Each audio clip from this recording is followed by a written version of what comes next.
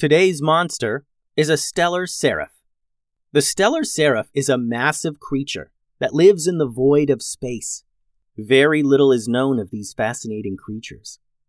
They look similar to octopi, possessing a main body and many tentacles that are constantly undulating and waving. Every part of the seraph is illuminated. It glows bright enough for spaceships and telescopes to see it from hundreds of miles away. Many ships have picked up sounds from the seraph, ghostly wails and high-pitched noises. No one knows how the sound they make is able to travel through the vacuum of space. No one knows what they eat. Some ships have tried catching a seraph, only to have it wiggle away and fly off into space at incredible speed.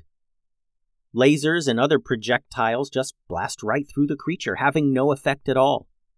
Here to tell us of a first-person encounter is Captain Max, from Captain Max and the Starfighters. Yeah, I know about the Seraph. Super weird space creatures, those things. One time, we were cruising back from Sector 12 when we encountered one. It was bigger than our ship. We kind of ignored the thing, but it just keeps after us, just like calmly following us. Now, I had heard that things were harmless and invincible, so we just kept on to our next stop. But then it gets right in front of our ship. It was just like a massive, glowing space octopus. It looked like it was made of like jelly or something, and it was constantly moving like it was swimming in invisible waves. So the thing slows down, and we slow down too, and we're just sitting there in the middle of deep space, just face to face with a stellar seraph. I had no idea what it wanted, and I was fine to just wait it out, to just sit there until it left.